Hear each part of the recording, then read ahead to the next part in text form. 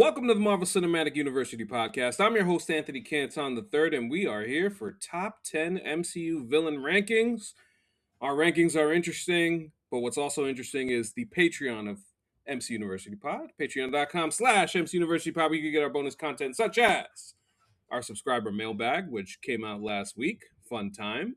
We led off talking about the New York Knicks' Game 1 comeback in the conference finals, and little did you know that conference finals ended so quickly, you didn't even have a chance for it to be evergreen. Good Lord, the Knicks beat the shit out of the Cavs. Oh my gosh, the Knicks back in the NBA Finals for the first time in 27 years. 27 years! I can't believe it! But the Knicks are back, but the job is not done. There's still four jobs not finished, 4 more wins to get. But we are not here for the Knicks. We are here for this top 10 villains ranking. And with that being said, let me introduce the super producer, Jake Christie. Jake, how are you? Still doing great. I'm glad that we have a lot of time before the final starts so I can enjoy this. You know, it's not like immediately on to the next thing for me. Obviously, I want to be on to the next thing for the Knicks, but I'm not suiting up, so I can just enjoy it for a few days. Yes, let's soak in this week in a couple of days. And also our pal, we leave the key under the mat for him every time, and he comes back. Rod Morrow, aka the black guy who tips. Rod, how you doing, sir? Go New York, go New York, go! Congratulations, fellas! As a fan of not just you guys podcast, but I'm a fan of Knicks fans. They're to me, they're the best fans in the NBA. So I know a lot of people think y'all are obnoxious and they hate that y'all take over other arenas. Blah blah blah. As a Charlotte Hornets season ticket holder, I've experienced such things, and I always love the passion of the Knicks. And what y'all don't ever get credit for, they're diehard. They're not fair weather. Like you guys have gone through the lean times, and the enthusiasm is there the entire time. Like if anything, it's probably now that you guys are starting to achieve some goals here. It's almost unfair how much the prices are to go to games and stuff because of how diehard you are. Go ahead. The best example I think of why Knicks fans are great, honestly, is AC. I know you saw this, where someone asked Channing Frye to show up for Legends Row, and he said, "No, I don't think we did enough winning." And his entire mentions were hundreds and hundreds of Knicks fans being like, "No, man, you don't get it. You were there for the tough times. I remember watching you." I was in his mentions saying the same thing. Completely, sincerely being, and he played 2 seasons. I mean, he had, he was 5th in Rookie of the Year. I remember those promotional packages on MSG. Like they promoted him, David Lee, and Nate Robinson. I remember those times. And it's like, once a Knick, always a Knick. We take it seriously. Like the thing about the Knicks is, unlike a lot of other franchises in a big market, if you're here, like I have so many great memories of players who are on dog shit teams, and I still have so much fondness for them. Like if Frankie Smoke showed up in the Garden, I would stand up and applaud in my room. Like I just the Knicks. Shout out to Ronaldo Balkman. My God, this is like these polls. Like I've been doing the TikTok lives, and I've been these polls that a bunch of the people who've been watching, given the names like. We're talking about Lou Amundsen. Like that's where we're going. Like like it's real out here. Wow, real struggle. I mean, there was a combination on Blue Sky of like what the craziest Knicks thing you try to talk yourself into was, and mine was I was positive that Alonzo Trier was going to be a good volume scorer in the NBA. I was positive. Like when the Knicks were briefly a playoff team with Melo, like I was like, yo, Tony Douglas, let me tell you, he could fill it up. What was it? Was it Jason Concepcion who did "What Would Tony Douglas Do"? I believe so. What a time, man! How can anybody hate this, man? It's adorable. There's a lot of people who hate it. Yeah, everybody trying to shit on it. It's so hilarious, but I get it. I'll say this though: if they win, I feel like a lot of people are gonna be reacting. A lot of people are going to hear Funk Flex reacting to to Otis in their head. A lot are going to go into the convenience store, stick their hand in it's going to be a problem.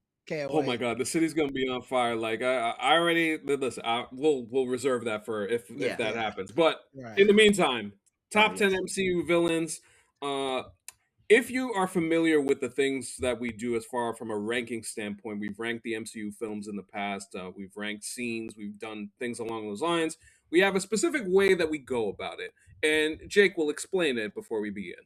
Yeah, so what we do is we all make our top tens, and we took submissions from fans. Actually got 15 submissions of fans' top tens, and I synthesized those down. Where basically I award a point system for every single ranking. So, for example, if you rank something number 10, that's 1 point. If you rank something 1, it's 10 points. And I average that out to get the average of the fans. And then what we're going to do here is we're going to average what the fans did with ours. So my number 10, for example, will get 1 point. AC's will get 1 point. My number 9 will get 2 points, etc., etc. And just so we don't repeat ourselves a lot, we're going to use a convention where if this was top 10 heroes, for example, and my number 10 was Tony Stark, and AC's number 3 was Tony Stark, when I said number 10 Tony Stark, AC would say, hold that thought. And so we only discuss a villain when it's the last time they come up, just so we don't repeat ourselves over and over again, because that is bad podcast producing. Mm-hmm. Yes, and with that being said, Rod, my buddy, who is your number 10? All right, number 10 for me is actually Claw from Black Panther. Oh, okay. Off the board choice. I don't have him on my list. Jake, do you have him on yours? No, and I will say this, and I'm not saying this any bad way. Not a single one of the 15 submissions had him. Wow. Okay. All right. So something off the board. One, I would like to talk about my picks, so I figured we all had the same picks. That would suck. But then two, yes. I have some villains that just appeal to me. Yeah. That I'm not really looking at the broader MCU. I'm just like, this dude was awesome. And the performance in this movie was so good, man. Like, slept on. Like, and shout out to Killmonger, shout out to Michael B. Jordan and all that stuff. But man, this dude right here was carrying this movie for a little bit, to the point where I got a little worried. I was like, white man can't be the best supporting actor in Black Panther. Like, we absolutely need Michael B. Jordan to step up, or Angela Bassett, because this man was chewing the scenery and he had so much fun. You would have never thought that this dude was in Planet of the Apes. You would have never thought this dude was in Lord of the Rings, because I had never seen him as him, hamming it up like that. And god damn it, I loved him, and he was evil as hell, but what a great villain. I just love that the direction clearly is a SoundCloud rapper on stimulants. Oh, like that line was incredible. Yeah. Oh man, he was great. And also, I mean, he's also fun in Age of Ultron. Think about Andy Serkis. He's a guy who's like one of those classically trained English theater actors. He's also like a director. Like, he's directed a bunch of movies. I mean, he directed the second Venom movie, but he's also directed like serious movies.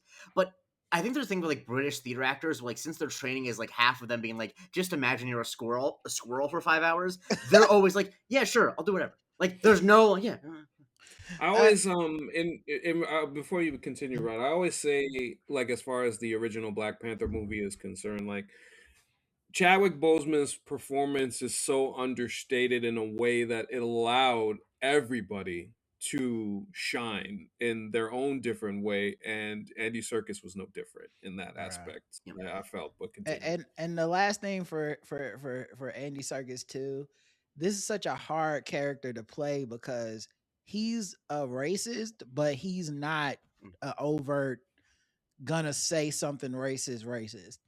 So, like, him terrorizing this black country, having no respect for their traditions, their customs, their religion, just wanting to plunder them. And even his like way of using Killmonger is just so like it's an over the top character, but it's an understated racism that makes it work for me. It would not have worked if he was just like a, banjo playing racist. It just doesn't hit the same.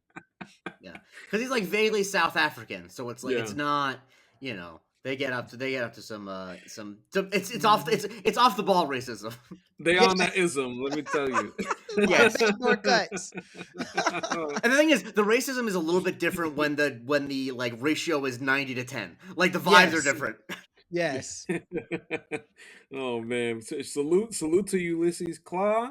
And we go to Jake. What is your number 10? I will just say, I think what we should do is then go to you, and then I'll do I'll say the fans one as we keep going. Okay. Okay. Oh, okay. So I'll go. No. I'll go. Then you go, and then I speak on behalf of the fans because I have it in front of me. Okay. Yeah. All right. So my number 10 coming at 10 is Zhu Wenwu from Shang-Chi. Oh, hold that thought. Okay. All right, AC, what's your number 10? My number 10 is Loki. My number 10 is. All right. On behalf of the fans, I'm going to tell you to hold that thought. Okay, sounds like a plan. Oh, okay, sounds like And a the plan. fans number 10 is none other than Baron Helmet Zemo. Oh, hold that Oh, thought. hold that thought. He's All right. he's up there. We He's a little holding some further. thoughts over here. Yep. See, Ron, you got the hang of it. Yeah. No, here's my question though. If we both Yes. have a hold that thought, who holds the thought longer? The person that has them higher? Who has it last? Yeah. Who has it Okay, last? Yeah. got it. Okay. Yep. All right, And Rod, so you're up that for number means 9. yes, Rod number 9. Well, my 9 is Zemo. So Okay, hold that thought. All right. Okay, Hold there that you go. thought. We going There you up. go. Let's We hold going it. up. Yep. All right. And I number 9 have Wenwu. Wait. It's Wait, I up thought. me. Oh, I confused Yeah, that because I Jake went thought. back to yeah. Because just pretend right. that when I'm speaking for the fans, it's someone else. Oh, got you. Okay, Yeah. okay. My number 9 is we recently lost the actor Alexander Pierce. Oh, wow, I That's forgot a about good it. So I this list is very much me, where like I was like, who do I respond to? And I've talked so much about how much I respond to Alexander Pierce because I think that he is like, I do think, especially, and it just gets more and more prescient as the days go on, that preventative violence is, I think, the villainy of the 21st century. That snuffing people's desires and lives out to prevent them from doing something evil is like how tyranny the form of tyranny that we will see as technology gets to the point where we can do it. And so I just find him so villainous because it's really indistinguishable. Like the whole monologue he has about, what if there's gonna be a terrorist that's gonna blow up your granddaughter's soccer game?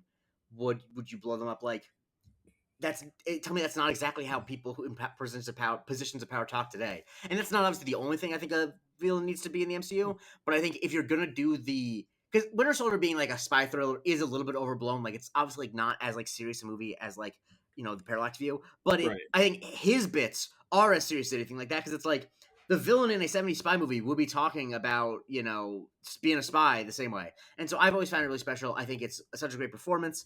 I think it's he's obviously really overqualified to do it, but you really just believe like this is not a mustache twirling guy. This is a guy who has been a spy for not hundreds of years, for decades and decades, and he finally is like, what if we could just kill all the bad guys before they did the bad stuff? And you understand, even if you know he's wrong, you understand why it's enticing to him.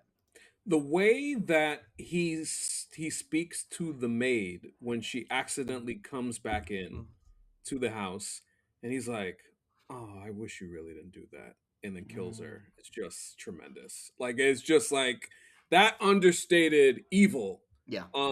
Is really like jumped off the page to me. So salute to that pick. Salute to that pick. I wouldn't have thought of me. So that's definitely a good choice there.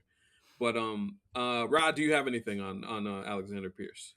No. It's just a great. I like the off the board kind of picks. I have a few of those coming up because I think sometimes like what makes a good villain isn't like the power set or even like the global giant threat to the universe. Sometimes it's just like you see a guy and you're like, that's a slimy dude. Like, like, do not trust that guy. So yeah, Pierce is such a great one, and then getting Robert Redford to play him is just like another thing I love about the MCU. Sometimes is when these like actors that are on a pedestal, like actors we respect, are like, I want to be a part of this, and I'm gonna play the shit out of this role. Even though in the next scene it's all green screen and CGI, like I'm in it. And it's also it's specifically him. It's such a good choice because he is the hero of the movies that they're riffing on, and so to make him the villain of it, I think it's just great. Yeah, it's very Harrison Ford as in Captain America. Yeah, exactly. Yeah. So for me, I got Wenwu at number 9, Shang-Chi, and I think that's it. Nobody has him higher, right? Nope. All right. So I think the biggest thing that stands out to me is the performance. Number one, finding out that story that Tony was trying to talk to the director about how somebody who's lived as long as Wenwu has should be conducting fights, and then the director or whoever he was talking to in that instance was basically saying that oh no, this is Marvel. We're not doing that stuff. I was like, oh god damn, why you do my boy like that? But nonetheless, his performance was so strong. I think there's two moments that stick out to me in that movie. One where we get the flashback after Shang-Chi's mom dies and he goes after them folks. That was an extremely powerful scene. And then when Shang-Chi confronts him in the final fight and Wenwu hits him with that guilt, like, you left your mom to die. It was your fault. Like, what you call it? You're the child. You're not handling these things. Very just like cutting to the point and cutting to the edge. Like, I really enjoyed his performance. So yeah, he definitely got to be top 10 for me for sure. Yeah, I think I think such an important thing too is that because they cast Tony Leung, he's such a capable fighter. And a lot of villains obviously are like very CGI stuff or like magic stuff where it's like, yeah, there is CGI in the ring stuff, but he is just like beating the brakes off of dudes in a lot of it. And I think that he deserves a special commendation for, in his only Hollywood movie ever, really, Tony Leung, it's his only Hollywood movie ever, he is handed some of the most annoying exposition to undo with the Mandarin. And he's like, no problem, watch me work. Like, Great that light work. Like, because I saw Shang-Chi with my brothers who are not, gigantic MCU people. Like, they've seen enough. And, like, they were not like, what was that about? Like, he just did so well that they were like, yeah, this is just regular storytelling. He's like, no, this is them undoing a decision that they've been worried about undoing for a decade. But yeah, he's so good. And I really do think that, I think he's in a great spot because it's not like one of those like, oh, he's actually right type guys, but you do sympathize with him. And I think that's, in my opinion, that's actually in this day and age more powerful than the he's technically right. It's like, no, he's not right at all, but you definitely sympathize with him. Yeah, 100%. How about you, Rod? You got anything on Wenwu? Oh man, I love this movie. I feel like it's a shame we haven't revisited this world. Agreed. It's really. Thank God we're at least seeing him again in December. At the very minimum, we're seeing like that. Like that's one of the biggest fumbles of the MCU is that movie. Agreed. Not being revisited because it was so cool. And one of my favorite things about it is that much like Black Panther, I love seeing like a culture get a moment and seeing like kung fu, but then throwing in the powers and the elements of the Marvel superhero universe. It just looks so cool. And like he was such a great villain too because he was not one dimensional. Like his tragic love story and all that, you like feel for him in a way that I just wouldn't have felt for a lesser actor or a lesser written character. So yeah, I love that character, that pick. All right, so the number 9 pick for the fans, the hashtag the fans, is Ultron. Not on my list. I love this. All right, not on my list either. I think the thing about it is, I think if Ultron was not the villain in a film with the title Avengers, I think he would have a better reputation. Yeah. I think that he just does not. I think that people lay a lot of the. I actually think that most of the problems with the film Avengers: Age of Ultron have nothing to do with the character Ultron. Right. But I mean, I'm excited to see him again. I love James Spader's voice performance. I'm definitely looking forward to it. That was definitely the strongest thing to me. The voice performance is the strongest thing to me. The design is like, obviously the design is what it is, but I think at the end when it's just a bunch of the same robots coming over and over again is why like I can't have it in my top 10. It's not interesting. I love Ultron. I didn't put him on my list, but my favorite things about the Ultron portrayal, not the movie, one, he's doing Tony Stark. Yeah. Which is so like James Spader is doing an imitation of a dude playing another dude.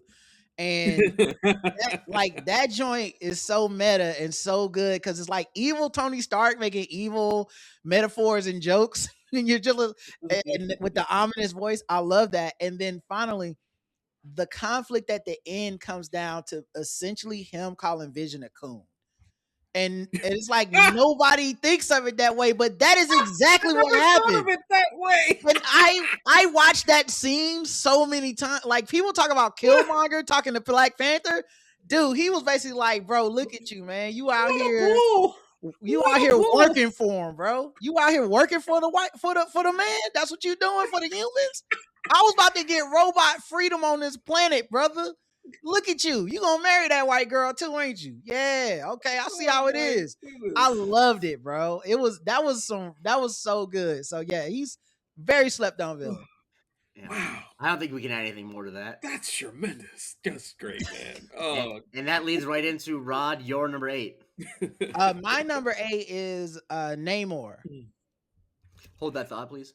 Okay, got it. Ooh, yeah, definitely not on my list. He was on the close. Yeah, I got a bunch had to of leave him close alone. that I had to cut. So yeah. My number 8 is Wanda Maximoff. Ah, Are you saying yes. Scarlet Witch? Yes. Scarlet Witch? I'm Okay, guessing hold that Multiverse thought. of Madness Hold that thought. version. Okay. Yep. Yeah. Sorry. I- If there's multiple versions of a character, I grouped it in just because for the numbers purposes, it would be annoying to not do that. Yeah. Another one who, another very tough leave off submission for me.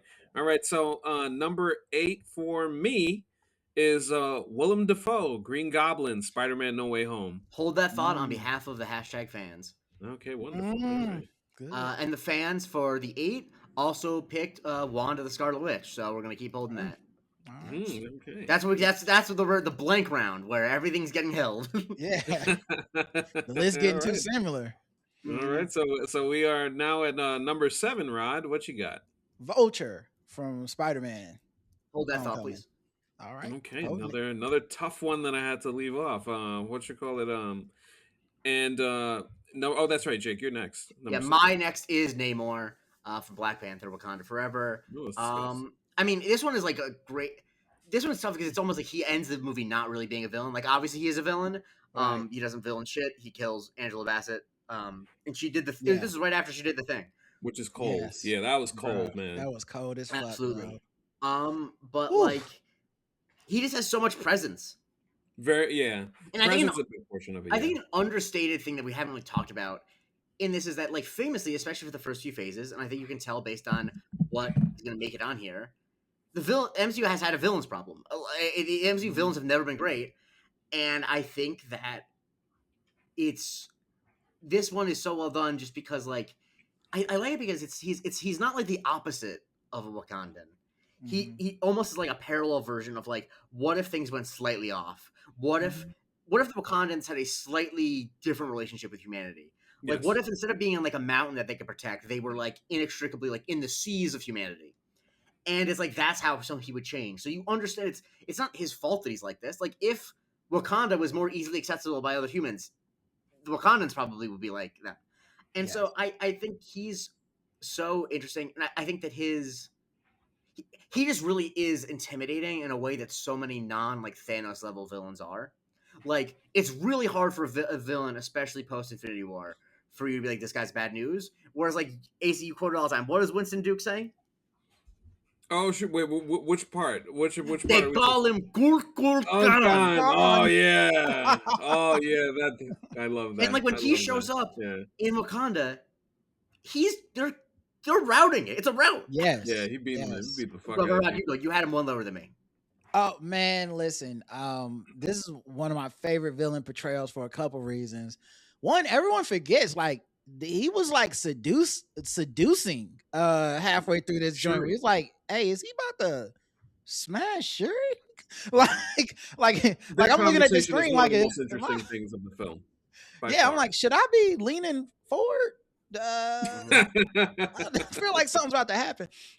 So you had that, and then also anytime you can blend culture into your villain, real life culture, to me that sends it over the edge a little bit. Like it gives you a leg up on the other villains when it's like, hey man, that really happened. And I can see why the lesson from that would be never again. And then that lesson being like we're anti-colonial, and it rhyming with Shuri's vision of the world, because her thing was like, yo, we're done with everyone. T'Challa's dead. I'm mad and I'm just gonna be hostile the whole time. And they were like really connecting. So I think that was another thing that hit. And then the final thing is this: it sounds silly, but honest to God, it's what makes him so good. Them little feet, them wings on his feet, bro. When Yep, they go ahead. made me afraid of the wings on his feet, I said, "Yeah, he's cooking." Because when he was in Wakanda flying around like a wasp, Yeah. I was like, "How you supposed to beat this dude? He's too fast." So yeah, I'm a big fan of Namor. Physically strong. As I mentioned earlier, that whole scene where they're in the Talican and he's explaining to Shuri the entire reason why she should join up with them was really, to Rod's point, seduction. Like all of the way that he explained it is extremely compelling, and that's another part of, like, when you look at villains, like, yes, you could talk about the easy, oh, they have right reasons to do stuff, but then also, like, it's the way that they get their points across, Mm-hmm. and the way that he was able to deliver that, and then also underratedly the end of the movie where he avoids getting killed to and makes the partnership, only to, talk to his people and, like, don't worry, Mhm. our get back is coming. Mm-hmm. So that I also, also like, a am great kind point. of a sucker for a villain that has like a domain where they're like almost unbeatable. Yeah. And so him Yeah. having like the idea of like, yo, don't let him get to some water. Like Mm-hmm. Yeah. like the planet's like 90% that shit, bro. Like that's a hell of a power.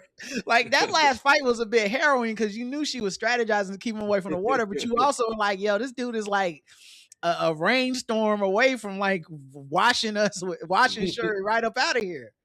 Mm-hmm. Yeah, for sure. All right, so what you call it? Number 7 for me is Mysterio. All right. Good I pick. think you're up.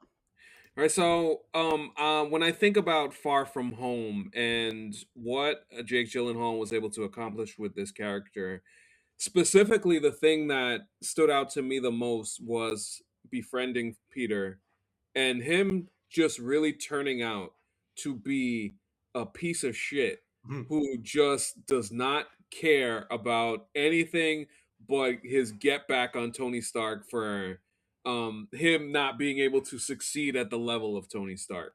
And when it's revealed of all everything that he planned to this point to get Edith from Peter, like that whole the way that they laid that out was tremendous.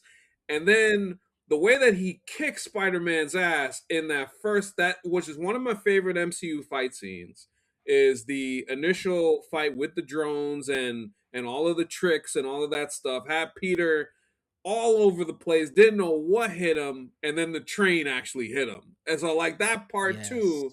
And then we even get to the end portion of it where he still tries to fake him out. Even when Peter figures it out, he still gets the last laugh, which, by the way, till this current moment, Yeah. MCU Peter has paid for Yes. Mysterio. Even in death, He he still won. has paid Yep. for it. He won. Yeah, I Yeah. want to add one more thing too. Is like this is why the MCU is so like important to the story of Marvel. I have thought Mysterio was a comedic jobber villain Hmm. the entire time I've read comics. Like Mm-hmm. even when they tried to make him a dark storyline, I've been like, oh, Hmm. he didn't even have powers. Peter would punch him in his glass globe, and then the fight will be over, and then we can go back to like a real villain, like Green Goblin. Dude, they raised this man to an almost omega level threat to Peter's existence. And I was straight up like, I don't know how Pete's getting out of this. And then the ultimate thing, which is how they like why he sticks out to me, they made him the reason Peter gets his spider sense. Mm-hmm. Yes. And that's always like a dope thing to be like, yo, Peter had to go to another level to beat this villain, and now Great point. that power is going to stick with him throughout the rest of the MCU. Hey, shout out to your ops, man. Your haters sometimes gonna be the ones that make you greater. Yeah. I also, a certain former mayor once said that my haters will be my waiters at the table of success. That doesn't really apply here, but he Okay, said it. Eric Adams did say that. Eric Adams said that. You know Yes. what? He did have some bars every once in a Oh, while. He was at the bars and absolutely. he had bars. Yes, he was definitely at So those yes, bars. exactly. All right. And so for the fans, this is going to be held because I can say that for myself. The fan 7 is Hella, but that is being held. Mm. So Rod, it is your sixth pick. My number 6 is, and I kind of cheated with this one. I hope it's okay. I hit the Black Order, like Oh, not okay. any individual one, but the collective. I'll say this: no one picked any individual members, so it's not Okay. gonna make it. So All you're right, good. go for it. Okay, man. I just thought that the Thanos thing is cool, and him being like that guy is like, like awesome. But his henchmen kind of carry the end game and Infinity War a lot. And Yeah. they all like, they don't have cool backstories or whatever in the movie, but I kind of appreciate it. Like this at this point, I just need evil threats, and they all had unique fighting styles, and they delivered some of the best fights in MCU. Like the train station where Cap shows up, man, that's like iconic, dude. The fight in New York where it's at the like the sanctum, and Yes. like Tony Stark is like, New York is closed today. Like Yes. just Classic. awesome stuff. And then they like, when they go down, they go down like with like a satisfying like crunch where you're like, oh, they got them out of there. So yeah, I was a big fan of the Black Order as just the aesthetic, even though I know they don't have like tremendous backstories and stuff. Right. That's pretty cool. Like I think they in their own way. Like I could think of when they attacked Vision and Wanda. Like that was a really fun scene.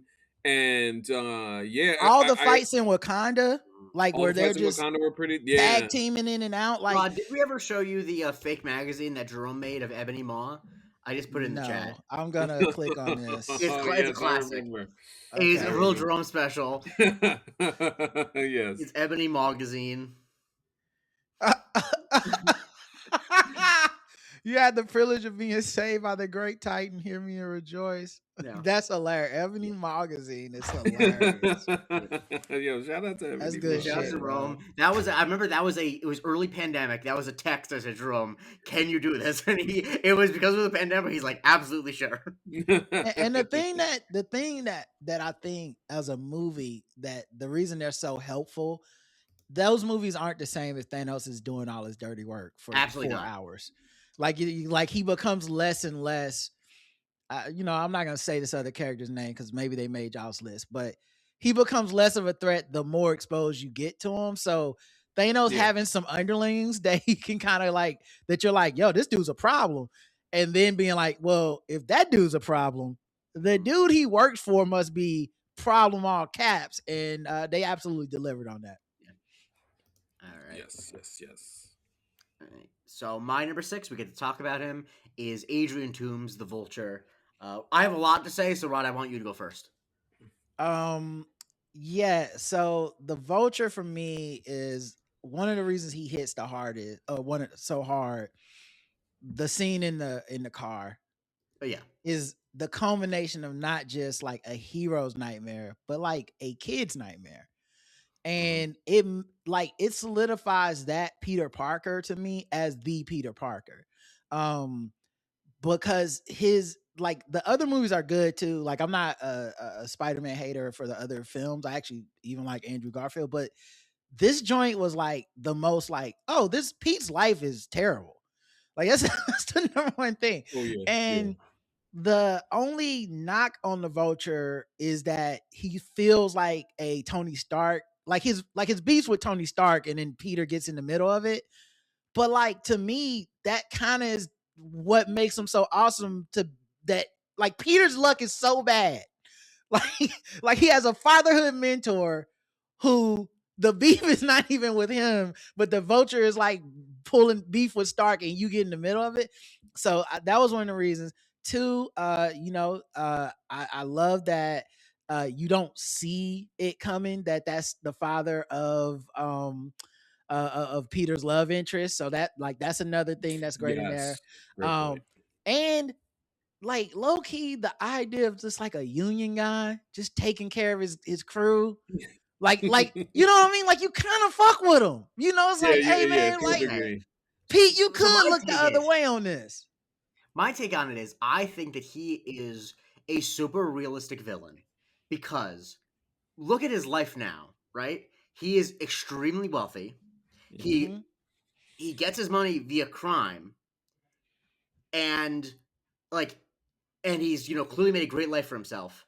But he still sees himself as like downtrodden and stepped on, and he feels resentment towards the world. And it's like, if that doesn't describe the worst people in politics now, it's like Yes. he won, and he won by cheating. And you say he's a union guy, like, is he a union guy? Because it just looks like he worked with his hands. That doesn't mean he's a union guy. I think he's probably not a union guy. Like, Well, I think, his speech was very union guy. Like his and speech I was know, like very I like it's agree. definitely And Ron, sleight I of know a lot of hand. people.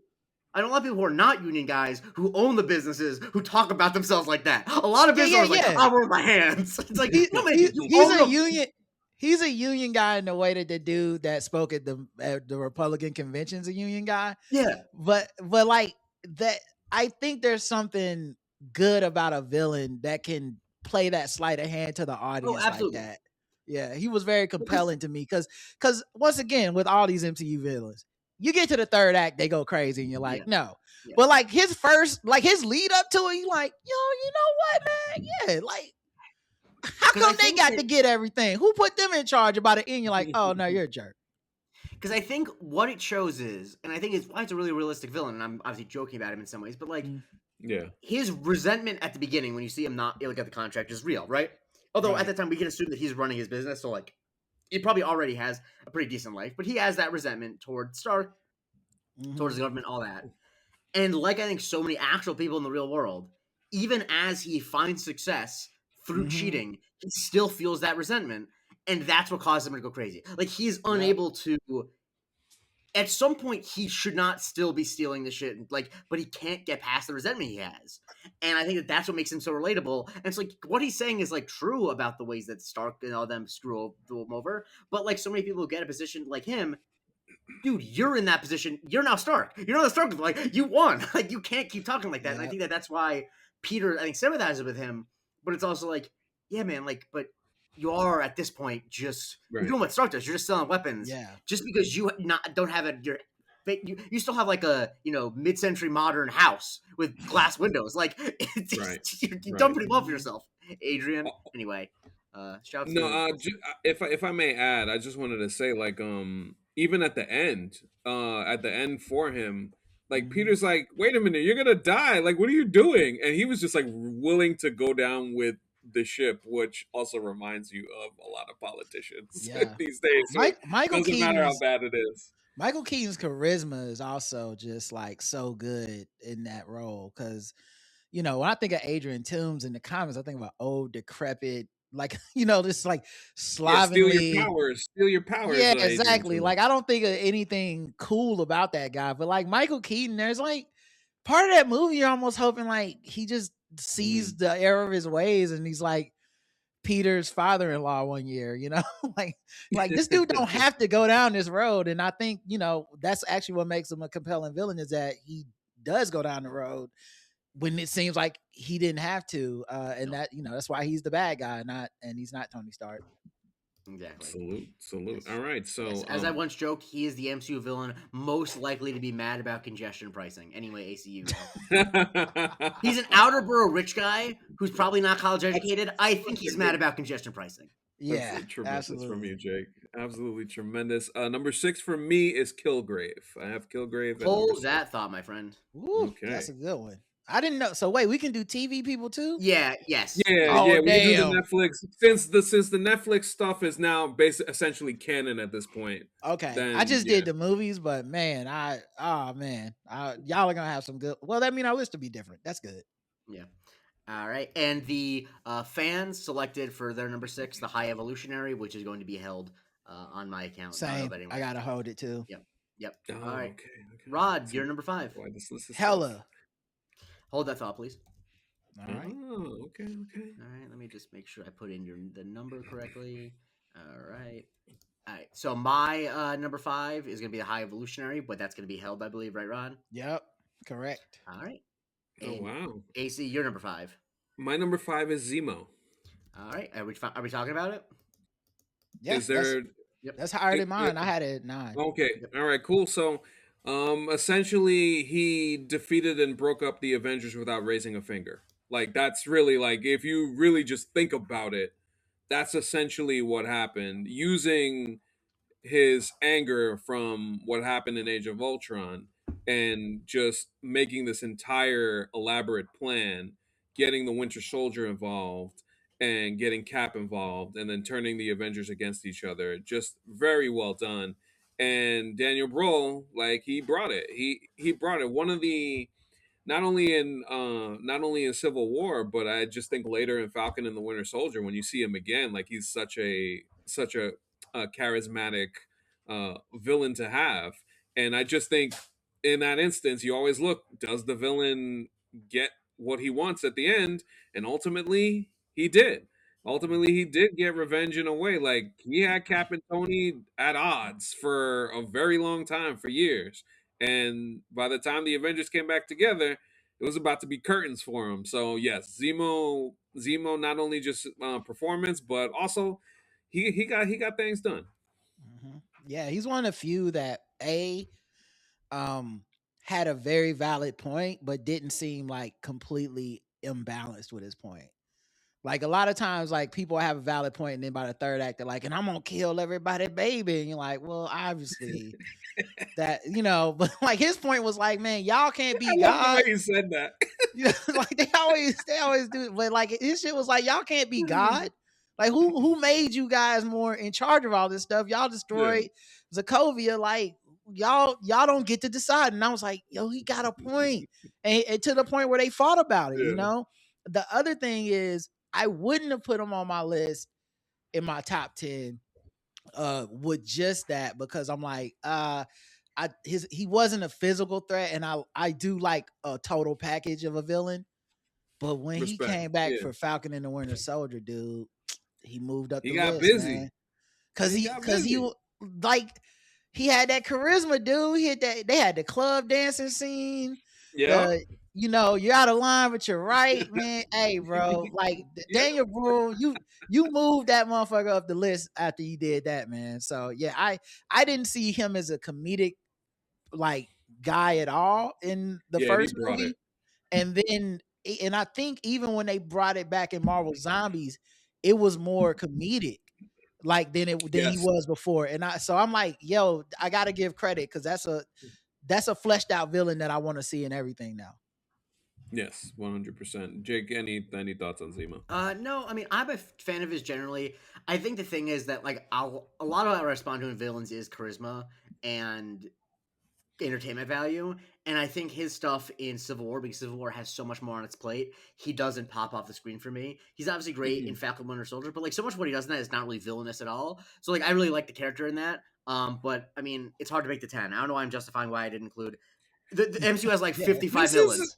yeah, this Hard to make is the a 10. really and so underrated thing. This is really hard. Like making this yeah, list is not easy at all. Like, and I found a lot of people who talked about making the list said the same thing. Like, oh, I forgot this person. I forgot this Yeah. person. Even happened And of course, happened here. you and I have the diametric opposite approaches to this. Whereas you spent like weeks working on yours, and I started mine at 2 this afternoon. But the thing is, I would not have put any more or less thought into it. Like I mean, I got to fire from the hip. I can't do it any other way. I feel yeah. you. I I feel you. I famously do not believe in list. And so like there's just, to me, when you ask me for a list, I can just tell you what it is at this second. Yeah, And if I think Hmm. about it a little bit more, it'll be a different list in a couple hours. So let's just, I let's just have fun talking about our favorite characters. I love making lists. I hate making rankings. I love like a Yeah. list of everything that is this, but I don't rankings stress me out. Yeah, Anyway. exactly. So the That's what I mean. fans for number 5, we're gonna finally talk about them, I believe. Actually, wait, I forgot if Rod said something, but they have Norman Osborn, the Green Goblin. Ooh, okay. I don't have them, so All right, you got it. yeah. All right. So Now this I think just obviously is No Way Home because we can't count. yeah, Right. this is just no way home. This is just no way home. I just think killing Aunt May, Mhm. um, and getting Peter to the darkest place that he's ever been is by itself. I just think of when they're fighting outside of the apartment and Peter's punching him and this motherfucker's laughing. He's just laughing and then throws his ass through the floor. Like, Yes. yo, this was it was sick, man. And then and like I said, you get to the final fight as well. Like he is talking trash. Like it's just incredible. Like Willem Dafoe. Like what can you say? Like everybody making the jokes about the Goblin Mask meme and all that other stuff. Like yeah, just salute to him for being able to come back again after so many years away from the role and still killing it. Like yes, this is just a classic villain, just classic in all shapes and senses Yeah. of the word. And I think he has a very iconic like fight thing of the throwing through the floor shit is Yes, awesome. And yeah, like he really does just play him completely demented in a way that like most actors would be afraid to do. But Willem Dafoe's like, I played demented twice this week already. I got it. Yeah. I also like there's that period of time where you like he kind of gets you in the thing and he's changed, which is so good. And the only reason I don't have him on my list is because I feel like so much of it is tied to the Green Goblin of the Sony movies. yeah, And I feel like I'm giving him a little extra credit because I saw those movies. If I had never saw those movies and then saw this, I feel like it would have hit a little different. But obviously, the context of all of it is what makes him such a great villain. right. All right. So where are we now? Rod's number 4. Yes, Rod My number 4. Wait, did you do the fans? That was the fans. Yes, that was Green Goblin? Goblin. That was the Yes. fans. Okay, my number 4 is Killmonger. Okay. All right, I can go. I don't have him, and he's also he's also the fan vote for 4, so we can get that over with as well. Yeah, okay, cool. Now. Yeah, nah, man. Obviously, just a dynamic performance. Yes. Probably Ryan.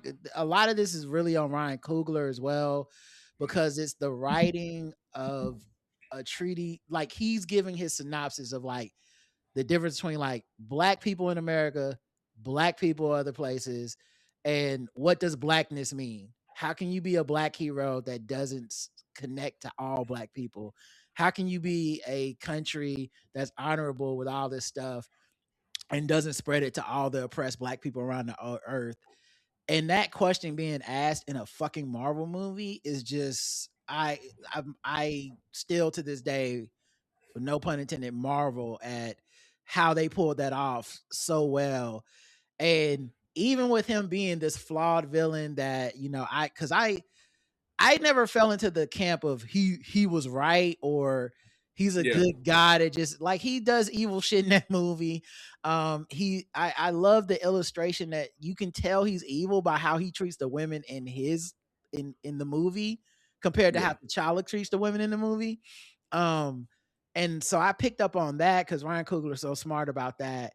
And then of course that iconic like bury me in the sea with my ancestors, like that whole like tragic death. Like I remember leaving that film and just being like, yo, they really did that. And I have to give so much credit to just the portrayal of that villain, from the museum to beating T'Challa's ass in the ritual. Hey auntie, like all of that stuff. And that's an iconic, like that's a character they made iconic because they can't stop putting Killmonger in every animated like Marvel thing now. And that is not a animated guy. You know what I mean? Like that villain on paper is just a guy you don't want to put around kids. But it's such an iconic performance, you can't not have him. So that's why I love that character. And we talked about previously about like, characters like Wenwu having a past and you feel for them. I think the thing that gets overlooked with Killmonger so much in the discussion of whether or not he was right and his motivations is that obviously he has the larger points he's making, and those points are correct. Yeah. But first and foremost, the reason why he wanted to go to Wakanda was not to free people. It was because they took his daddy away from him and left him alone.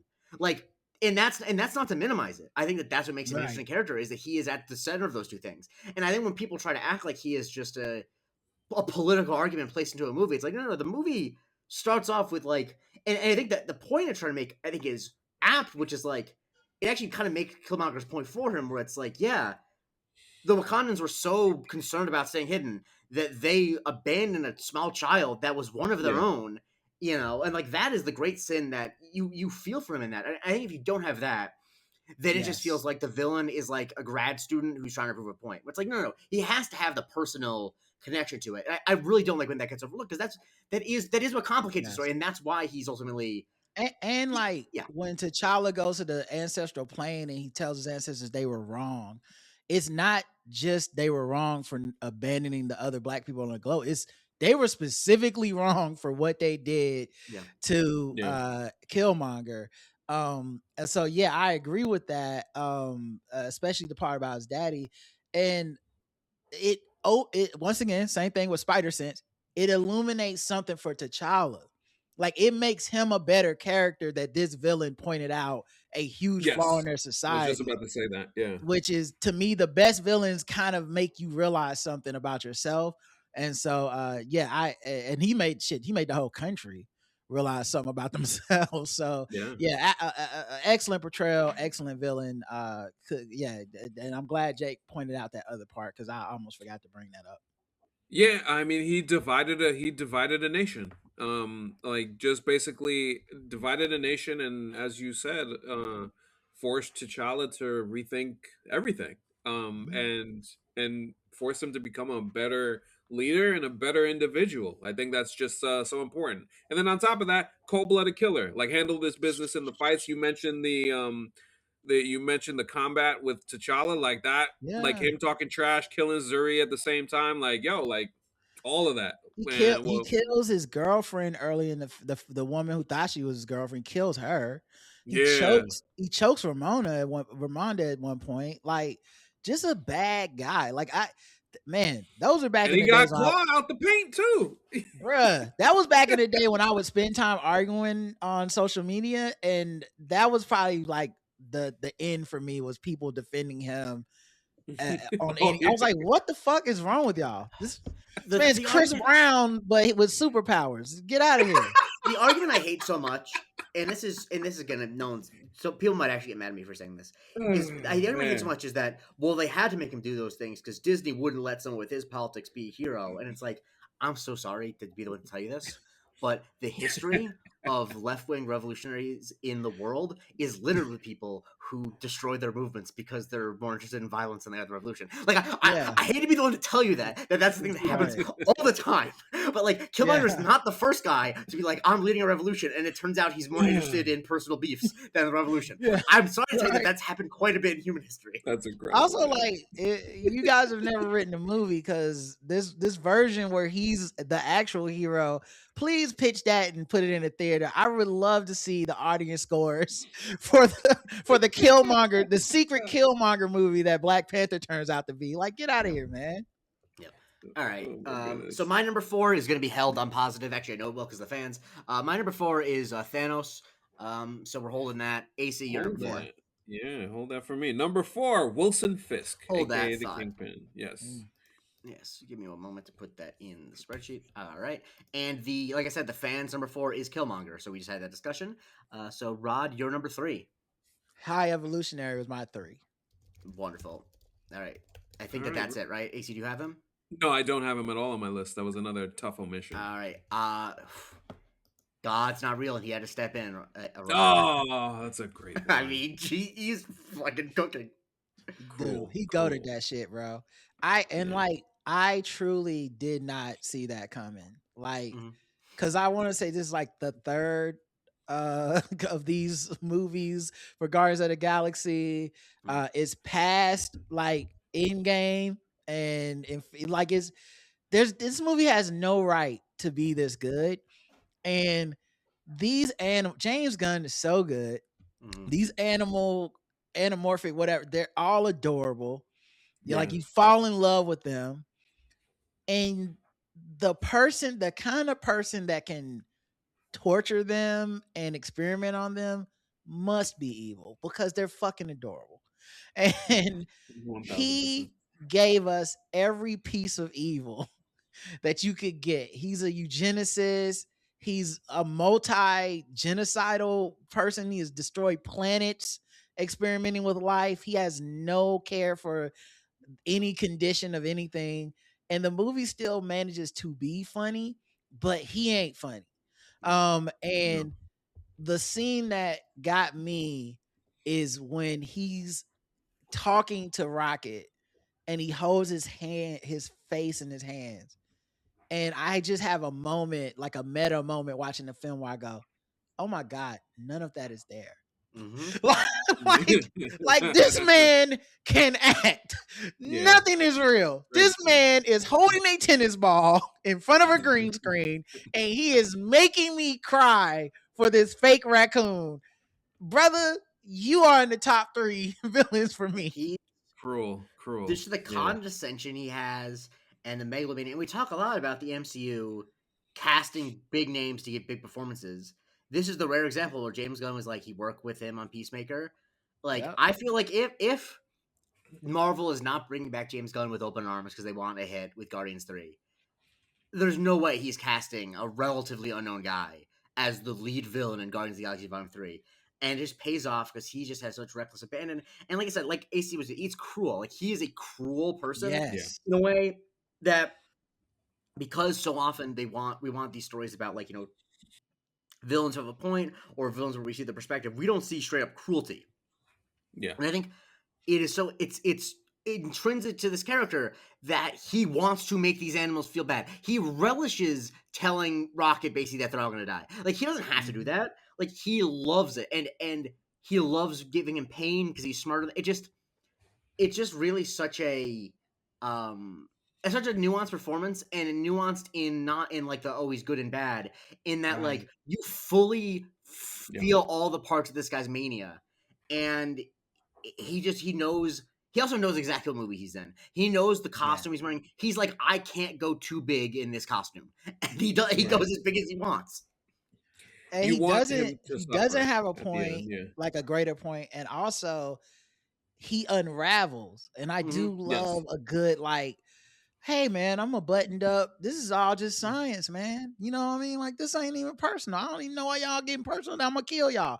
And by the end, he's just like full, like, you know, hair might as well be half undone. He like, turns on everybody. Ship about to explode. Like, he's full villain. Like, he gave us the full range in this movie. It's basically like, how crazy would God go if God made a human that was smarter than him? Like, that's the question the movie's asking. And of course, he's not actually God, which is how he's able to make, like, why he can do that. Yes. And so, like, that, it's kind of like the cautionary tale of having a God complex. It's like, you're not God, so something eventually will get past you because you're not omnipotent, and he can't deal with that. And so that's why he starts going off on people. And yeah, it's a great performance. The makeup is incredible. Like, the way that it looks like his skin is like flapped over the it's just incredible shit. Yes. You want to see him suffer. It's like the biggest thing that, like, that goes here. You want to. What happens to him at the end of that movie, what Gamora does to him, is just perfect. Like, that's like, and that is the sign that this villain because that villain pissed me off the entire movie, and him getting his comeuppance made me very happy. I still don't know how that face is allowed in a PG-13 movie. That's straight up the most nasty shit I've ever seen in a PG-13 movie. Yes. Yeah, they really went for it there. But yeah, salute to High Evolutionary, man. So my number 3, which is going to be held because of the fans, is Wilson Fisk. AC, your number 3.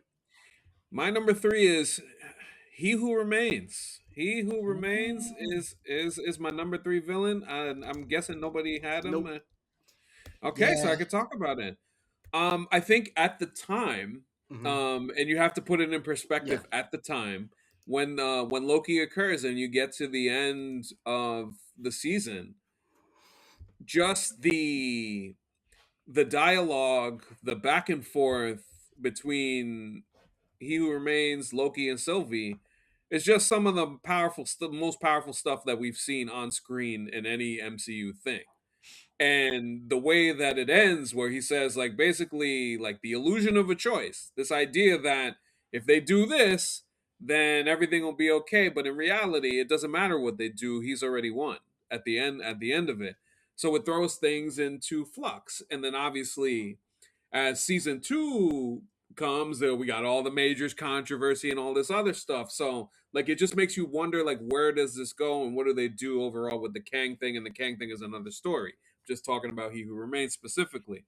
But I found the follow-up to season 1, because it's one thing to have those great moments in episode 6, but to follow it up again in episode 6 when he comes back and him and Loki have that repeated back and forth, just really cemented the level of performance that was incredibly strong and chilling in its own way, and how truly evil this person was, and also the lengths that they were really willing to go to preserve the type of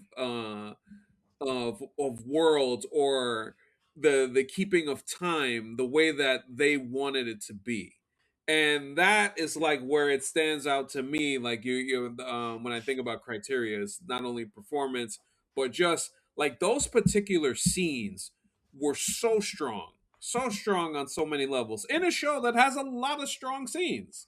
Like those were elite. The elite of the elite is what I would say. Obviously, context of, Yeah, of what the gentleman has of become course. at this point. Yes. Mhm. See, I Yeah. didn't have him just because I felt like, honestly, I just couldn't divorce myself from the other stuff. No, Because, I totally because also the thing understand. too is, I agree with what you're saying that he remains as his own character, but also because Kang's gimmick is that he has so many forms, I can't fully separate that, and I just can't. But Fair. also, once again, it's hard to make the 10.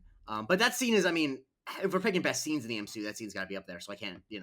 Yeah, he's Absolutely. definitely the same thing for me. He would have made my list by himself, but once I was like, do I say he remains or I say Kang? Because once I throw in Kang, it's like when there's a King bunch lost of to Ant. guys. I can't Yeah. pick King. Yeah, Yeah. like it's a bunch, and there's other versions of Kang, that Mhm. were thrown throughout season 2 of Loki, and then Right. so Victor it got Timely kind of, and his yeah, associates. exactly. Exactly. It got man, it got a little lowered. Like the more they got less mileage out of each return. So I think that kind of hurt his standings. But just he who remains, oh, Yeah. absolutely, bruh, he was cooking. Yeah. Like I still remember we was doing the recaps, brother, and every like that was the Yeah. episode we were like, yo, this Jonathan Majors dude, he about to come through a wreck shop, man. Oh God, what a day, what a time. What a time. Yeah, those if you're a fan of this show and you've only come on recently, go back to the Loki episodes. They were a fun time in the second Yeah. season. We had a fun A time. fun, more naive, Mhm. a more innocent time before Kang became Martin Luther King and needed a Coretta and ruined this Oh whole yeah. thing. Jesus Christ. Oh my God. What a time, man. What I, a I time. I can't believe you said that. To a white lady.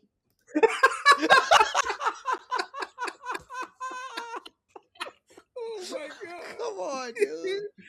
Yeah. And And then then even now. breaking up the fight. Yeah, yeah. It's the best. All right. Oh, it's the best. Oh All right. man. So the fan vote for number 3, I think we're going to discuss him. Loki Laufeyson. Yeah, like Yeah, that's Loki great. to me, simply put, and I'll be brief. I think because of the character change over the years and the stuff that we've seen in the Loki show itself, I just choose to at this point have him as a, I think of the old days, like the classic Avengers Loki and Thor Loki, Mhm. and just Tom Hiddleston's performance at that time. Just the classic villain, and that's why I had him as like at the very end, just to give him his flowers, because Yeah. respect, like he's one of the Mhm. the OG, Yeah. like really great villains in the MCU. Yeah. I mean, Amazing portrayal. his best work is, I think, as a not villain, which is why I didn't include him. Like, I think his Yeah. his Same. best work as a Same. character is on the TV show. But yeah, shouts to Loki. Rod, your number 2. My number 2 is Thanos. Oh, okay. All right. That's my number 2 as well. Well, that's the fans. Spoiler alert. Hold that thought. So let's hold that thought Okay. for a second. Got So wait, it. it's both your number 2s. Yeah. Yeah. All right. My number 2, I think we're finally speaking about her, is Hela. Yep. Ooh, not on my list. Yes. You got it. So yeah, Hela is, in terms of what I'm looking for in a villain, big, broad, like, definitely. You can't say that Hela is not like about it. Like, she gets on Right. screen and kills 3 people that that wouldn't have been in other 2 movies. Mhm. Like, she's immediately about it. I think that she fits the tone of the movie. She's very funny. I mean, obviously, it helps that she's Kate Blanchett and it looks great. But I think that she like really is a very comic booky villain, and I love the vibe. I love the fights. it is like I think the best case scenario of getting one of the best actors alive to play a villain, because she's like, yeah, sure, I'll just like the bits where she's fighting Thor and is like, you're not the god of hammer, like just I mean the her entrance on screen when she kills Odin, well when Odin dies, is Yeah. like the temperature in the whole movie changes, and I feel like that is a perfect standalone villain. I wanted to give a shout out to a villain that is just in the one movie. She's not coming back. Kate Blanchett doesn't want to do this again. She dies Right. canonically, but I think it is just like a Yeah. a character that's just thrown in, especially coming off of Thor: The Dark World with like the worst villains in the MCU. Just throws a fucking yeah. wrench in it and is like. You completely are like, yes, Thor is a god, Loki is a god, and they might be fucked. Like she's really like, and I don't know. I just love all the shit she does. I love she's got fucking ghost giant wolf. Like Yeah. you can't do much better than that. Rod, you also have her on your list. What's your thought? Yeah, man, she took it to the next level. What people forget is that the Thor franchise is probably the weakest of the franchises until this movie. Yeah. And it's a movie that spans a lot, has a lot of humor. And she's able to give everything. Like she bounces out the comedic performances well. She gets the serious stuff well. Her tragic backstory of her father basically abandoning her. Her brothers don't even know she existed. All of that stuff is so great. And then her power set is crazy. Like just like a cool looking villain when she touches her helmet and then the things come out, like it's just an electric performance that is that is carrying this movie without a lot of screen time. Because like they take entire other the adventures in this movie, and it all brings them back. And also, I kind of low key love a villain that you can't beat, so you got to cheat. Like I kind of like when it's like, bro, we did try to think of everything. There is no way to beat her. We got to give up Asgard to the prophecy and just hope that she's there to take that L. We gotta bring Mr. Krabs in here. I mean Surtur. And a little voice actor joke. But yeah, just a great stuff. I mean, the design with the head, whatever, is just awesome. And like the way, like you said, how it goes back when she like that's just cool. Yeah. When she breaks the hammer with one hand too. Yeah. Like in a million pieces at the very beginning, she like shatters the hammer. Like, yeah, dude. Like she was just built different. Oh man. And that performance gave us the meme of Taika Waititi showing her the thing on the iPad in her wing. It's classic. But yeah, just a high level efficiency from Hela. Like to your point, like with limited screen time, like she just cooks in every scene that she's in, and you need that because the movie is so sprawling. Like you need to know, like there is an actual capital T threat on the other side of this. Like, we're doing shenanigans in Sakaar, but when they get back to Asgard, like shit's bad. It's like her plus minus is like Wimby. You know what I mean? In that movie where it's like she played 20 minutes. They were plus 47 in the 20 minutes that Hela was on screen. Even when the Hulk came in, it didn't really change anything for her. Not a damn thing. And so the fans for number 2 did Wilson Fisk. So it's finally time to talk about him. I mean, what can you say? Oh man, there's 2 particular scenes that I think of in particular. I think of season 2 of the Netflix Daredevil, where Matt goes to the prison to visit Fisk and thinks that he has one over him, and then Fisk beats the shit out of him, and then says, "Oh, you think you got this? All these people in here, they with me. I'm gonna get out of here, and then I'm coming after not only you, but I'm coming after Franklin Franklin Nelson." Like he uses his whole name, like he goes into it, and Matt's like, "No, wait, hold on, we ain't trying to do all that." And he's like, "Oh no, like y'all, the both of y'all, I'm coming after both of y'all." That was that like cements everything that we've seen from Fisk throughout is great, but that in particular, that scene where he knocks the shit out of Matt and just basically tells him, "Oh, you want to talk about Vanessa? I'm coming after you, buddy. You are getting this work." And that is just like just tremendous. I think the overall not only the overall performance of Vincent D'Onofrio, there's so many memeable moments. I think of all of the fake YouTube thumbnails that I use of Wilson Fisk versus versus whoever, whether whether it be that commissioner dude, Wilson Fisk versus the doctor that was presiding over Vanessa, like all that stuff. Like he's memeable. The shit that he did in the season finale, just saying boom and punching that person in the head, wrecking all them folks. Like we could go on and on and on about Vincent D'Onofrio's I mean, performance, man. my thought is, I just think back on early in the first season, the first Daredevil, when there's the one goon who gives him up, and then he immediately shoves his head into like a metal spike, and you're like, this dude has this is insane levels of control. And yeah, and like even as he becomes more of a public figure, I really just do think that the simmering anger, you really can never predict when he's gonna blow up and when he's not gonna blow up and when he's gonna and because he is simultaneously a super conniving and has great plans, and he also has the temper of a small child, and that makes him as scary as any other villain. Oh yeah, for sure. I think also he is a great example of why TV can be such a great medium compared to movies. Kingpin would never have hit like this in a movie. No. We actually have a Daredevil movie with a Kingpin, and it just doesn't. He needs this type of character study. The guy who has a hero complex about saving his city, but also is like a kingpin of crime. The guy who wants to be mayor, but also wants to kill with impunity. The guy who like wants to be liked, and is hopelessly romantically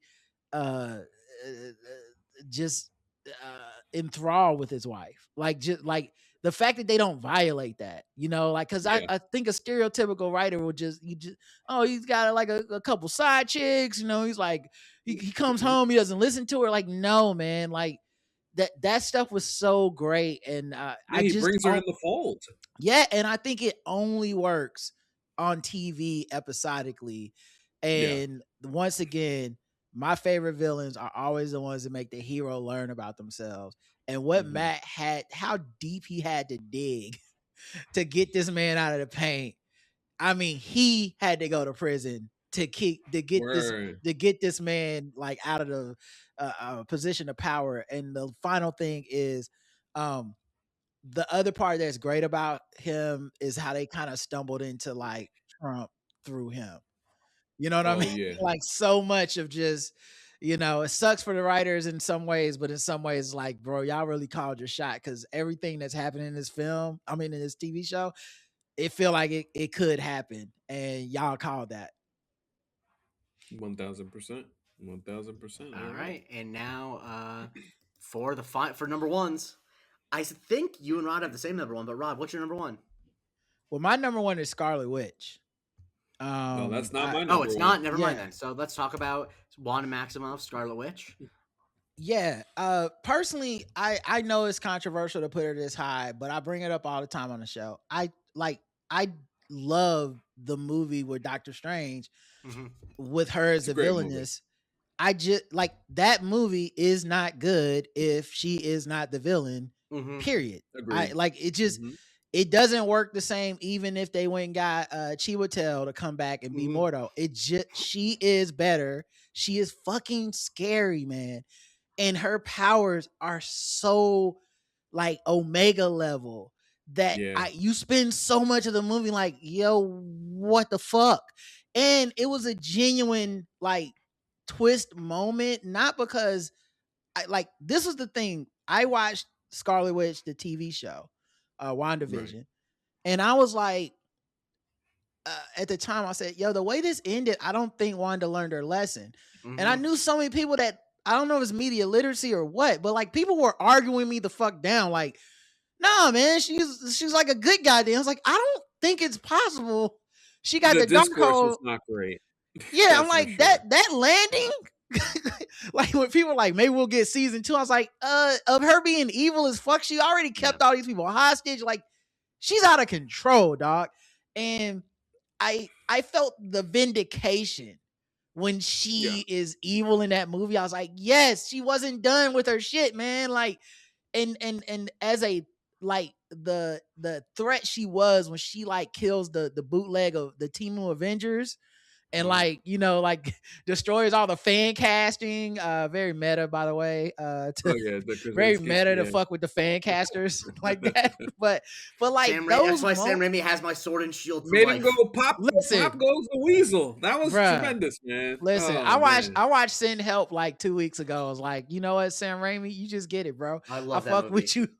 I'll see the vision through to the end, Sam. You got one in me. He's doing a new movie now about a haunted puppet, a haunted ventriloquist Yes. puppet. I'm there. I'm in.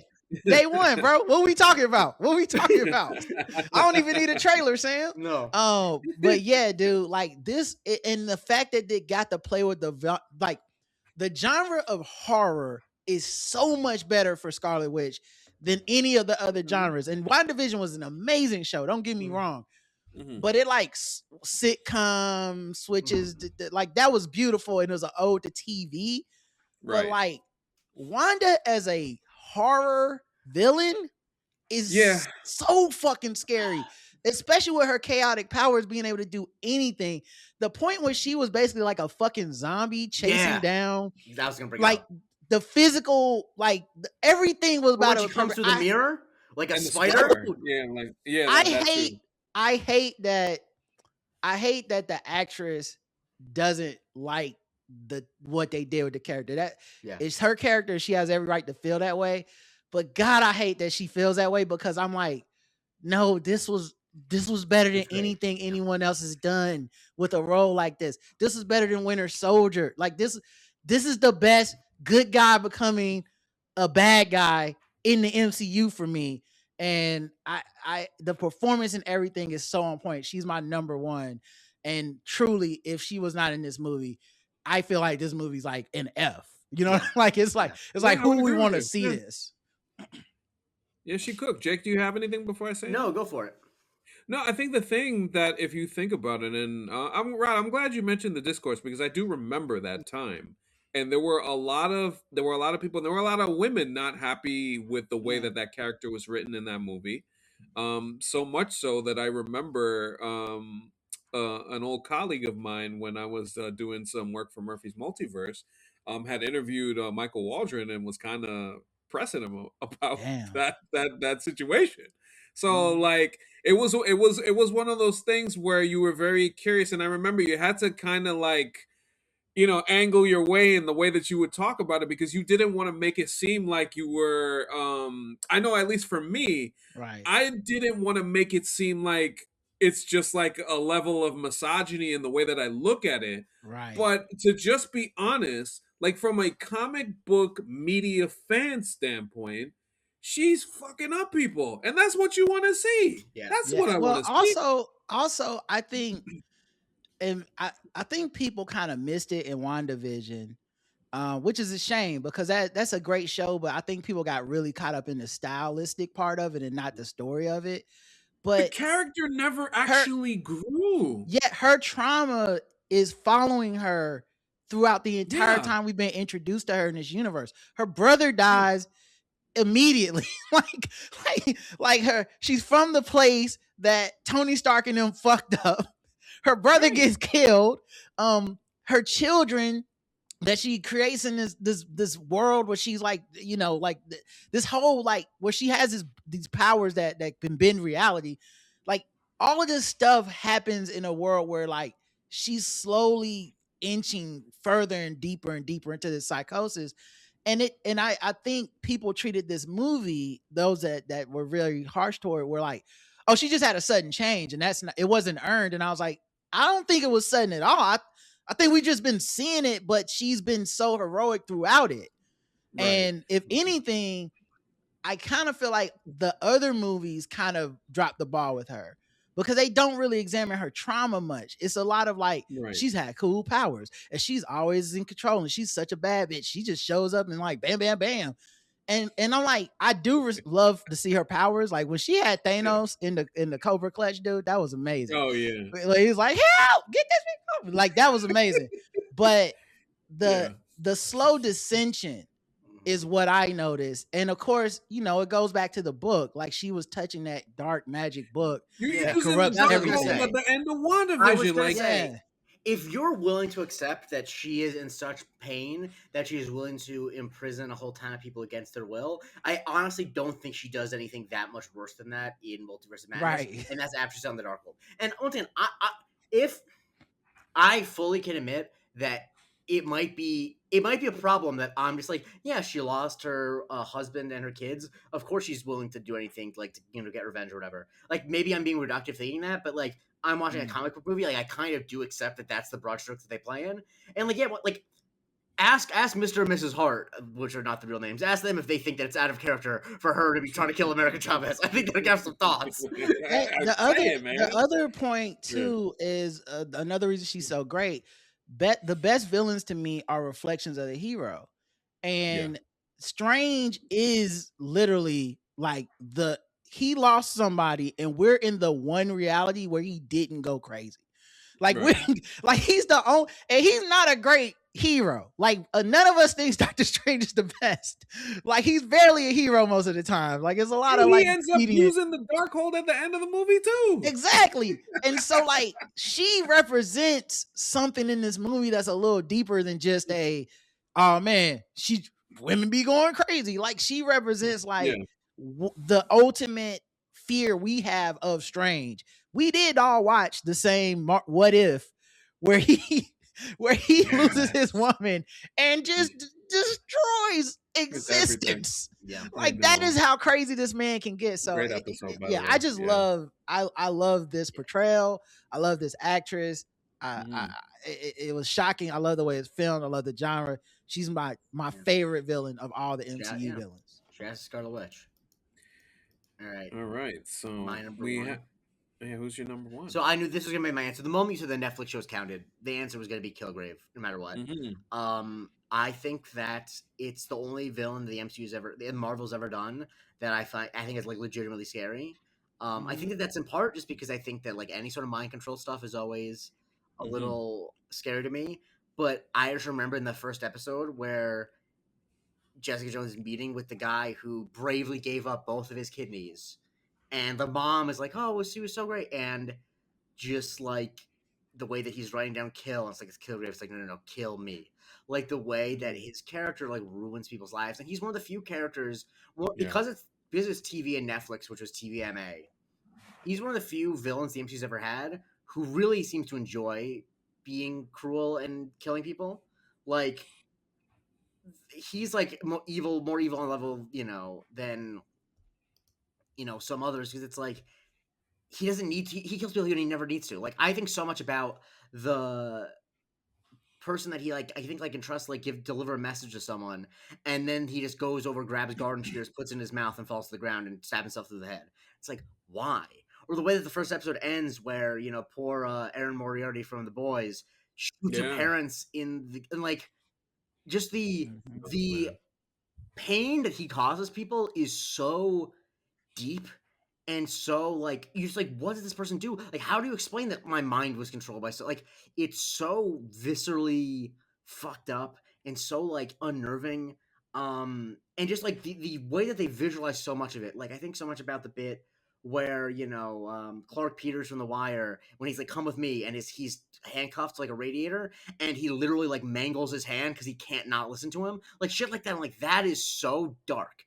It's darker than any, it is yes, Kingpin kills people and smushes them, yada yada. But there's, in my opinion, nothing darker than what Kilgrave does, particularly because it's so much obviously an allegory for sexual violence. Clearly, every time he ever had anything romantic with Jessica, that's sexual. He was, and it's really dark and really fucking. And the bit with his mom and dad, where it's I want you to stab her every time you just some real. He was doing some genuinely. He wanted to use Jessica as a puppet, literally, genuinely. Shit was insane. And he enjoys it. The little act of cruelty where he invades his house and says you're making me dinner, and then he's the kids need to go in the closet, and you just see piss coming out of the closet because the kid can't. Little things like that is that is more evil. That is evil. There's no. if there's no fucking this is my plan of the world to be better. There's no like this is my trauma. Obviously, he is traumatized, but he is like Yeah. I think, and I've heard David Tennant talk about it, and I think he's so right. Where it's like it's a story about like quite literally how would someone exist in the world if they're if they quite literally had no relationship to right and wrong because they controlled the actions of everyone around them. Like like literally no. It's not like I don't know right now. It's like those are ridiculous concepts because I don't have to worry about what anyone else wants to do because I can just make anyone do what I want to do. And so of course he just wants and is willing to and he relishes it because he's God. And I don't know. It's such a great performance and it really sticks out to me. And so yeah, that's why he's my number one. I hope I didn't ramble too much. AC, I know you also had him on your list too. No, I feel like you said it better than I could. I think, as I said, like the stuff in the police station, I think is just another example of like Oh my not only God. his power, how omnipotent he was at that time. And like I said, just wanted to use Jessica as a puppet. Like that shit was nasty, man. Like all of that and everything that you mentioned it really is creepy, like genuinely creepy. So I respect that you have him at number one for sure. It was never gonna But be anything else, honestly. he definitely had to be on my list for that's for sure. Whether it was where I had him or but my number one, my number one man.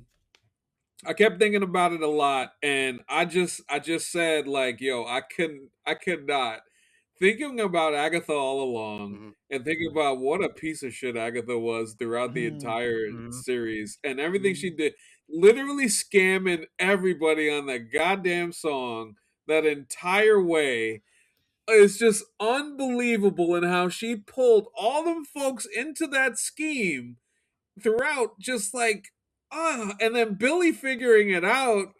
All of it, she's so awful, just Yes. completely We don't talk awful in about so her many enough ways. as a top scammer. Like one of the great Yes. scammers in fiction.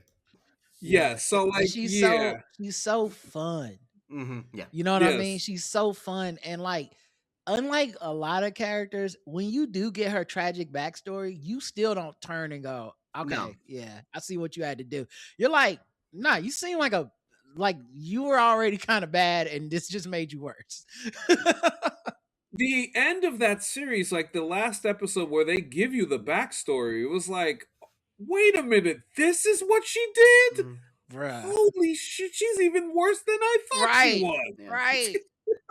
I mean, but the thing is, she is in a lesbian situationship with death, and so that's got to be stressful. Yes, True. Yeah, that's for true. sure. For But no, sure. I She honestly didn't have her also because I just like her so much. Honestly, she is a villain, but I'm like, like even though I don't agree with her, I just like her so much. Jake, So exactly awful. why she's not on my list. Like I mean, well, I didn't know we could do TV, but like wouldn't have made my list because I am so fondly like in love with this woman when she is on screen. The fact And that now she's Catherine fucking Hahn Billy. is willing to do anything for this Mhm. role is also selling it. Like the stuff she did at the beginning where they do like the Mayor of Eastside or whatever, Yeah. like that stuff, like when she's naked out, she's naked in the front yard, like It's a she's great just show willing to to do revisit. so much. The musical numbers, like just an amazing villainous. But and you're right, she is so evil. So evil. She is up there with Kilgrave as far as like unrepentant, enjoy the pain, evil, Yeah. and somehow she has charmed me She's so in a charming. way that has left her off my list. I think we talked about it when we did the finale. That I'm like, she's got to genuinely be up there with the serial killers. Like she clears BTK easily. Like she's Yes, killed dozens God of damn. people, and we're just like, yeah, but you know yes. what? She's funny. Like, what do you want from me? I remember when we were doing the recaps and being like, the only way they can ruin this show is to try to redeem her. Yeah, Like Yeah, that's how there good was no they've reason done. Like to. they Yeah. thoroughly made her evil. The worst thing they could do is give her like a 11th hour reprieve of like, actually, I see the error of my ways. Like, no, she's never gonna see it. And it's like even with her as a like ethereal,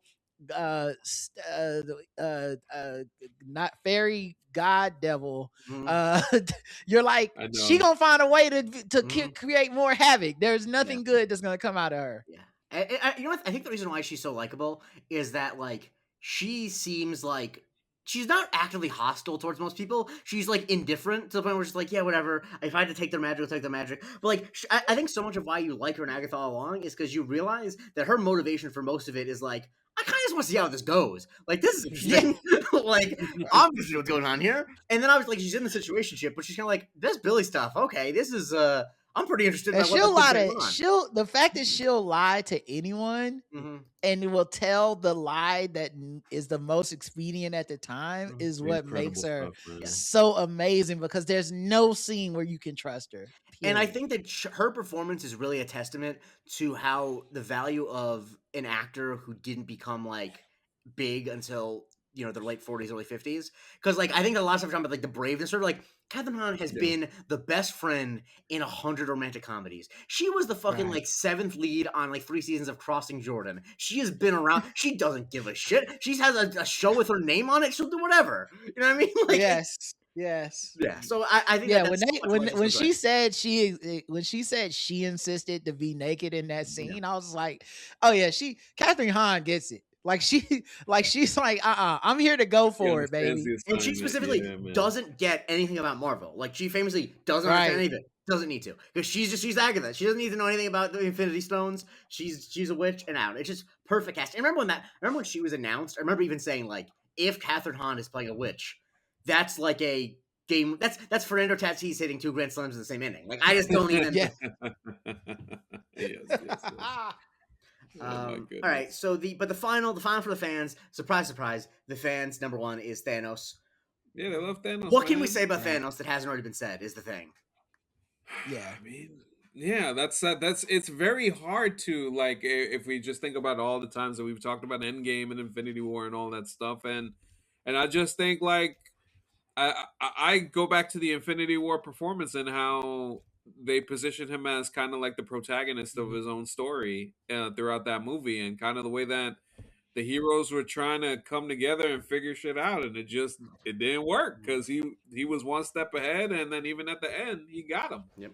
Yeah, he's like Kendrick Lamar at the Grammys to me, where every year, especially if you're big into hip hop, you can always argue someone else should have got the Grammy.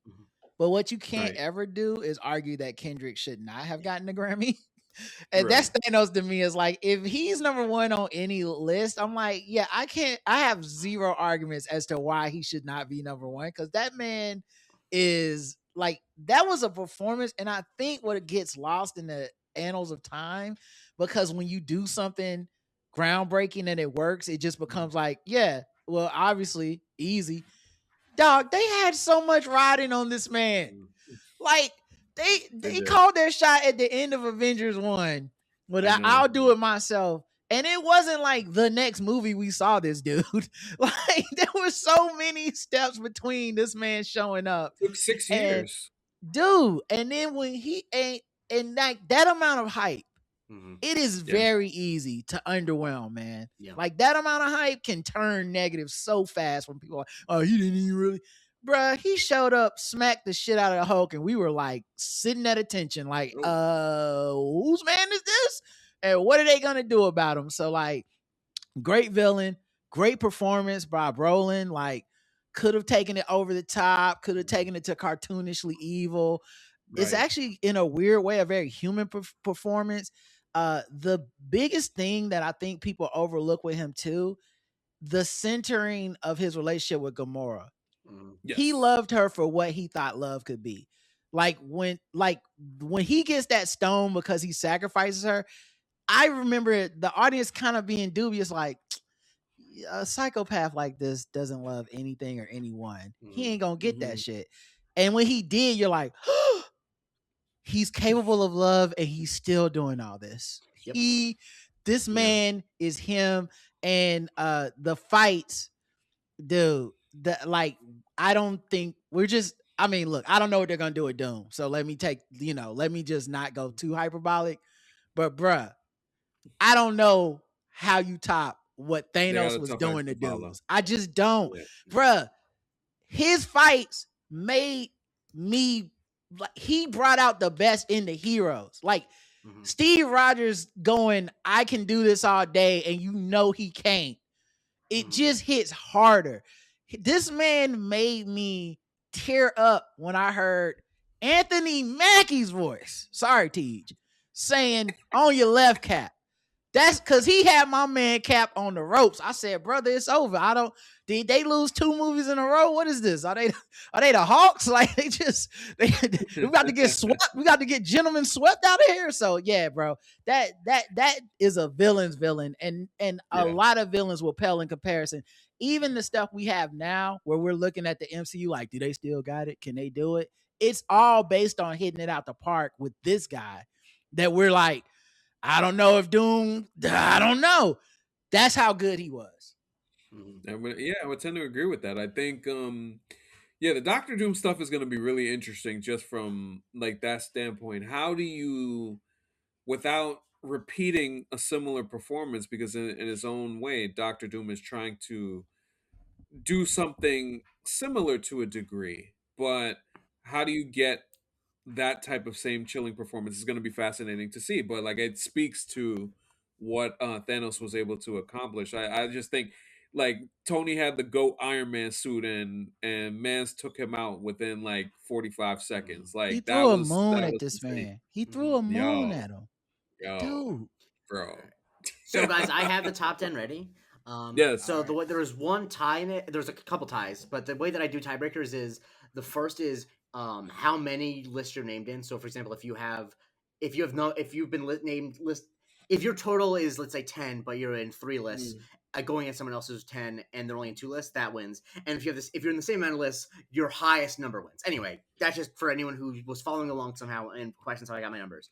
All right, so here's the top 10. 10, Loki. Number 9, Zemo. Number 8, Agatha Harkness.